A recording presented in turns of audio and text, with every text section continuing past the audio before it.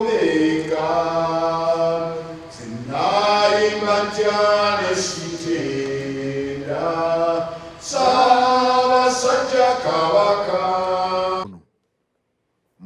gye bamuzaala, mubuulire byeddira, mubuulire n'ebirala bingi okwogera ku mazaalibwa ga Ssaabasajja Kabaka. Nga bwe mumanyi ennaku 2 okuva kati, infact olunaku lumu, ennaku z'omwezi 13 April, Ssaabasajja Kabaka agenda kuweza emyaka 67. Mu nkola eya bulijjo, Sande ekulembera amazaalibwa ga Ssaabasajja, tubeera n'emisinde mu bunabyalo. Ndowooza mukimanyi nti emisinde gy'amazaalibwa ga Ssaabasajja Kabaka gy'emisinde egisinga okwettanirwa mu Uganda. Ate ndowooza giri ku kifo kya 3 oba mu Africa. Ne mu nsi yonna giri ku mwanjo ddala.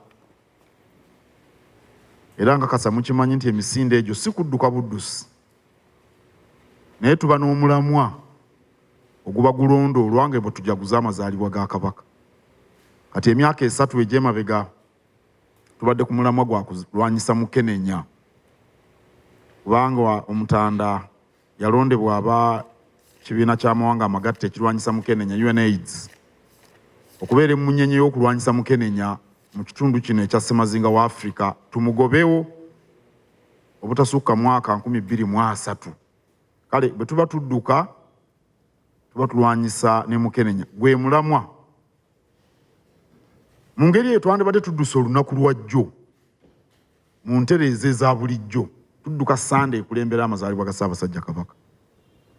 Naye tekyasobose.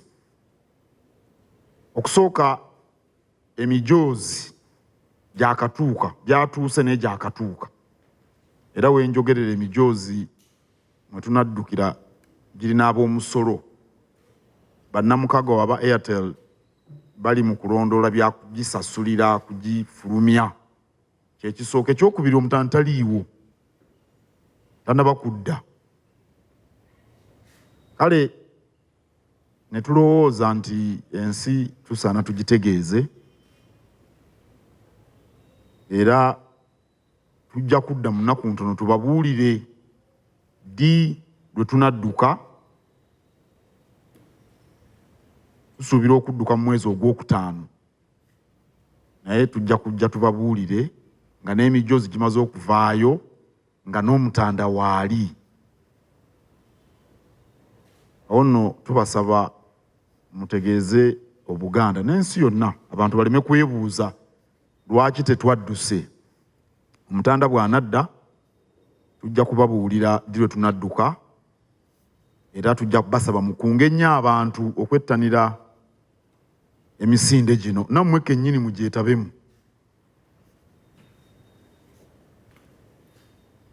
We invited you here.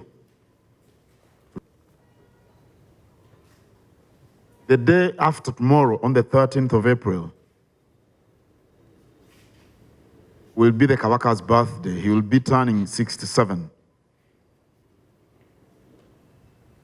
As you may be aware, every preceding Sunday, the Sunday preceding the Kabaka's birthday, is when we have the Kabaka's birthday run. In that case, we should have run yesterday, because yesterday is the Sunday preceding the Kabaka's birthday. The Kabaka's birthday usually has 2 purposes. The first one is to celebrate the Kabaka's birthday. The second one is to highlight a particular theme, especially related to health. And for the last 2 years, I think this is going to be the 3rd year, the theme is the fight against HIV/AIDS with men in the lead. I'm sure you are aware that the Kabaka is the goodwill ambassador appointed by UNAIDS to banish HIV/AIDS out of this part of the African continent by the year 2030. It's an important theme, because our own existence is about health. So, weren't able to run yesterday for two reasons. One, the kit, while it's in Uganda, the birthday run kit, while it is being, delivered to Uganda, it is still with Customs Department. Our partners, Airtel, Uganda, are working on the modalities to have the kit released. Secondly, the Kabaka is still out of the country. As you know, he flags us off. So for those two reasons, we didn't run yesterday. We are hoping to have the birthday run somewhere in May, but we shall let you know the actual date quite soon, I expect, and after the Kabaka has returned from Europe. So we request you to disseminate this information. We request you to spread this information far and wide so that the people get to understand why we didn't run yesterday, and also that we shall run in due course when the Kabaka has returned to his kingdom. Thank you very much. Kati bwenteka embaga, omugole n'abeera nga tali embaga, sijongezaayo. Karo, itawa nti Karo wakyejo. Simanya Karo wafumbirwa, naye tofumbirwanga si towampita. Ate ne kanzu yennyini tompanga kanzu, nalaba awo ebintu. Yazaala buzaazi. Karo wakola biki ebyo? Omusajja nga tampanga kanzu. Kubanga Karo okulidde wano mu ngalo zange. Ebintu byonna ebiyingira mu ggwanga biyita mu kitongole eky'omusolo. Byonna. N'ekitaawe musolo era kiyita mu kitongole ky'ab'emisolo. Ne bakikkiriza kifulu kiyingire. Mubandete ekyokulabirako kindooza eddagala teriwa musolo. Naye nalyo be bali waliwo emisoso egiyitibwamu. Toyinza kuleeta kintu mu ggwanga n'okiyisawo buyisa. Naye nga emisoso gikolebwako. Era bwe ginaggwa emijoozi gigenda kuvaayo. Giyinza n'okuvaayo leero oba enkya, naye nga omanyi nababuulira, simanyi oba twababuulira, emijoozi baalwawo okugikola olwakuba lumima mawuggwe. Amakolero mangi nnyo gaggalawo egindi. China. Ate bwe baamala okuggalawo ne bagenda mu mwaka gwabwe. Omanyi balina omwaka gwabwe. Waliwo mu January awo balina kye bakuzaawo omwaka gwabwe gw'aba China. Bibadde bigazi. Kuba bulijjo singa si lumima mawuggwe bagenda okumalako omwaka mu January. Ebintu ebirina okukolebwa biba biwedde. Kati emijoozi gino lwalumima mawuggwe nga makolero maggale. Naye kati bagikoze bagimaze era gyatuuse mu Uganda. Giri mu bamusolo bakola emisososo empapula twala tugende. Bwe kibalizi?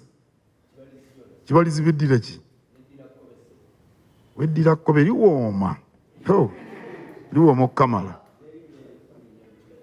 Wangi? Naawe obukulu obulina.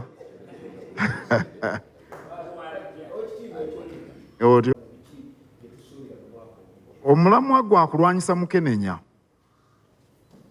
Omanyi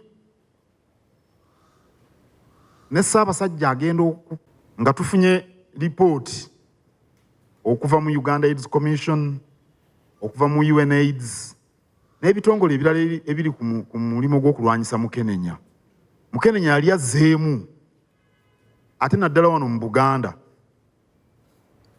Oba lwakuba ebidduluza biri wano mu Buganda n'abantu abangi, naye ebitundu by'ebuddu eyo Mukenenya yali azzeemu mu Bizinga, mu Kyaggwe, mu Kyaddondo. Kati bwe baasaba Ssaabasajja alwanyise Mukenenya, Ssaabasajja yalowooza nti kijja kuyamba abantu kubanga abantu bamuwulira. Era kati batugamba nti ate kakati abakwatibwa batandise okukendeera. Ndowooza olw'akaweefuba ono. Ekikulu kulwanyisa Mukenenya, naye era n'ekikulu buli tujjaguza amazaalibwa ga Kabaka tujjukira ebyafaayo by'Obwakabaka. Kubanga Obwakabaka butambulira mu mirembe. Twali mu mirembe emiteesa, twava mu mirembe emicwa, twava mu mirembe emyanga, kakati tuli mu mulembe omutebi. wabawo ebyafaayo bingi byetwejjukanya ku mazaalibwa ga Kabaka. Bwe kityo naye ebisingawo tujja kubyogera nga tufunye olunaku lwe tunaajaguza amazaalibwa ne bwe lunaaba terubadde lwa 13 Apuli.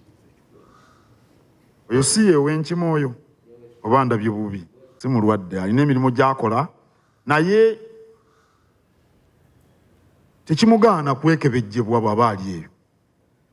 Kiringa bw'ojja mu Bulange wano nga waliwo olusisiro lw'ebyobulamu Mwami Andrew Katumba noga nti kabankebereyo ku Mukenenya tomanya naye ng'ekyakuleese si kukebera Mukenenya, ng'ekyakuleese kusaka mawulire oba n'ogamba nti ndi mu Bulange kabaŋŋeme lumye mama ugwe oba hepatitis B, ekintu ekifaana bwe kityo naye nga si mulwadde, kiri awo nti mulwadde. Naye buli lwagenda ebinyonyi 2 n'ejjinja limu n'abasawo beyo ne bamwekebejja naki naye ndowooza mwe abamawulire mubadde mumulaba. Ndowooza nti Andrew naawe ebyo bimanyi ebyobulamu bw'obadde tomulaba nga nakulaba nga omugoberera obutamuggyako kamera wano juzi bw'abadde ekitende saakulaba. Kale Haji so mwegenda etya wabaddewo tujja kujaguza luvannyuma tutwagala kukola twandibadde tusobola naye situwagala byaku bakiyita batya kubuguutana. Twagala amazaalibwa ga Kabaka nsonga nkulu nnyo, tujja gakuza nga akomye obulungi ng'obudde butumala nga tutegese enteekateeka ono Andrew Katumba zaayagala okumanya tubabuulire bulungi tubikolebwe bulungi. Ekisinga bulijjo kwe kukuza bw'otuusa amazaalibwa ago tugambe ku Lwokutaano ng'enkeera lwa 6 si lwa kukola oyinza oganja gakuza ku Lwomukaaga. Ekibaawo ekyo sikiyitiisa nnyo naye nga tujja kubabuulira kiseera ekito nga twetegese bulungi. Haji naawe yogera amannya go. Kigongo anti bano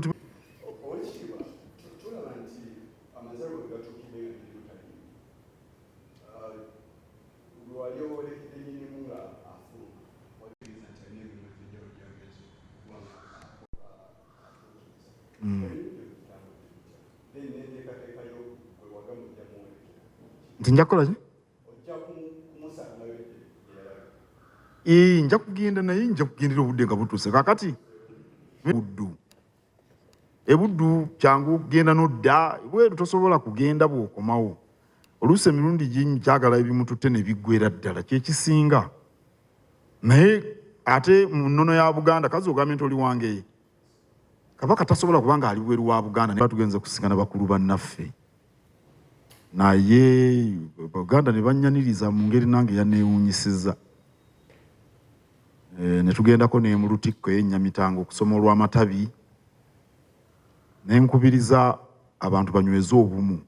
Abaganda bali Mwankole bakkaliddeyo bulungi, toyinza kuwulira Muganda gwe bakijjanya ali Mwankole, bonna bali bakkaliddeyo bulungi. Ne ndowooza nti ekyo kirungi era ne nkubiriza bannayuganda abantu abamawanga gababeera mu bitundu ebyenjawulo bakkalire bulungi. Bw'ogenda e Bugiswa Abaganda bangi,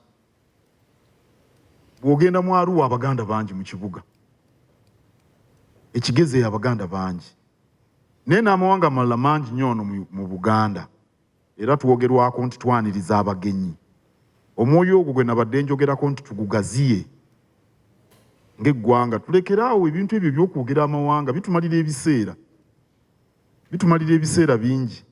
Kuba bwe ngenda n'ensenga e Bugisu ne bampayo ekibanja ne nnima emmere yange n'enjirya bulungi n'enjiga Olugisu n'embeera n'abantu mbayigiriza obuwangwa bwaffe nabo n'entegeera obwabwe ne tusiŋŋanamu ekitiibwa.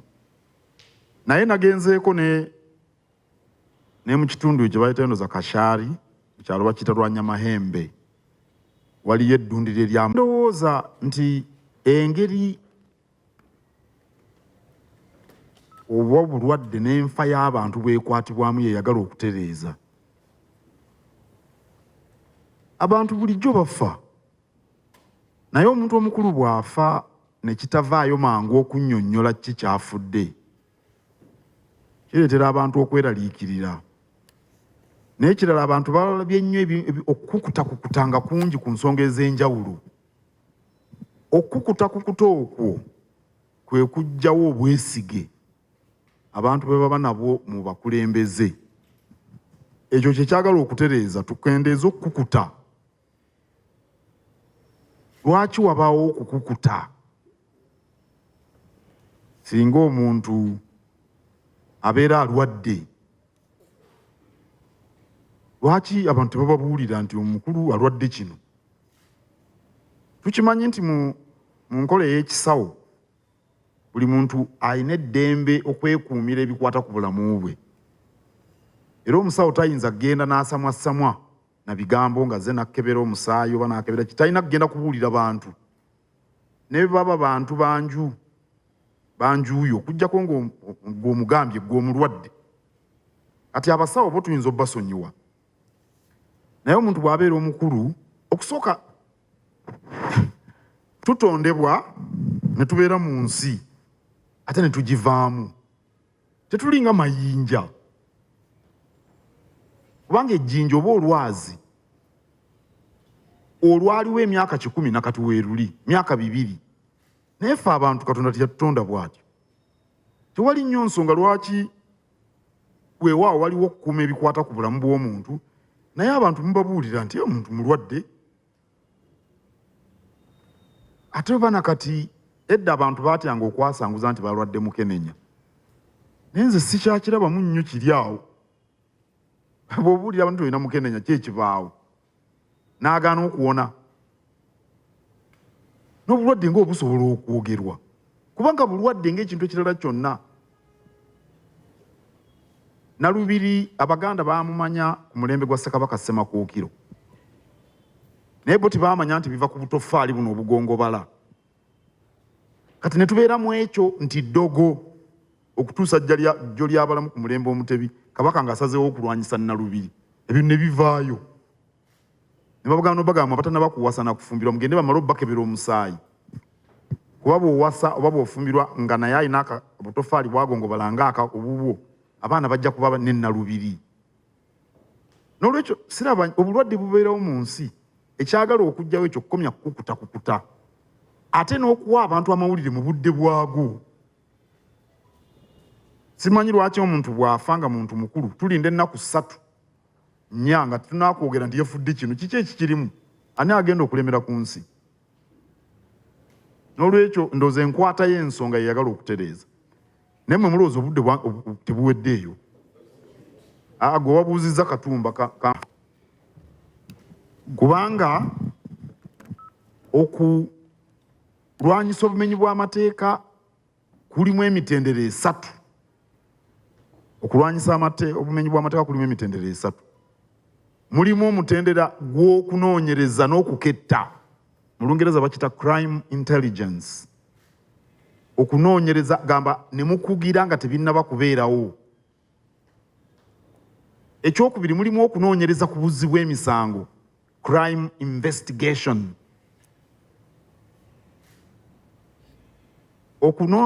Okuketta abamenyi b'amateeka kiyamba obutamenya mateeka. Ne babamanya nti wajja kubaayo abamenyi ab'ebijambiya ekyengera nawa. Naye okunoonyereza ku bumenyi bw'amateeka, crime investigation, eyamba okumanya nti ono w'emawogola gwe mbadde ngenda okugerezaako naye kamuleke. Yayimbye akayimba n'agamba avimba ne Katikkiro. Banoonyereza ne bamanya nti ow'emawogola yakoze ekintu ekyo. Omutendera ogwokusatu kuwozesa oyo eyamenya amateeka oba yagatwalidde mu ngalo.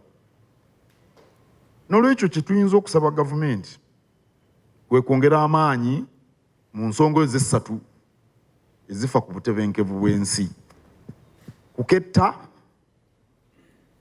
balemese abamenyi b'amateeka, naye baba bagamenye babanoonyerezeko babakwate, ekyokusatu babasimbe mu mbaga z'amateeka babonerezebwe. Kyensobola okwogera. Question of suspicions about the cause of death of the different people arises because of the way the illness of different individuals is handled. It also arises because of the way the death is handled and how the news is broken to the country.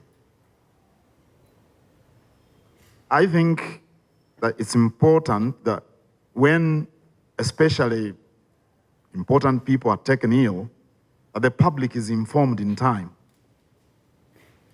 I do not see anything particularly embarrassing about somebody being taken ill. It's an aspect of living, actually. Any living thing can be taken ill, it can die. So if somebody important is ill, I think the public is owed that kind of information. I fully understand that there is the aspect of confidentiality surrounding somebody's health status. And medical personnel are prohibited from disclosing the health status of the patients they deal with. But then that has to be balanced with the need for the public to know the illness that afflicts somebody. But then, upon death, I think the public should again be informed and of the cause of death. I don't think there's anything particularly embarrassing about that, because that's the essence of living. You get born, you live, you die. That's how it is. It applies uniformly, universally to everyone. So if that is not handled properly, suspicions arise and conspiracy theories gain traction. Conspiracy theories, I think they get popular with the public because the official news channels are silent. So I think communication is important in order to stem the belief that every time that people die, they're being poisoned. I talked about the Kabaka that while there, because they are medical personnel, and they've been looking at him before, they examine him to see how he's progressing with the recovery process. And Katumbe bikumala.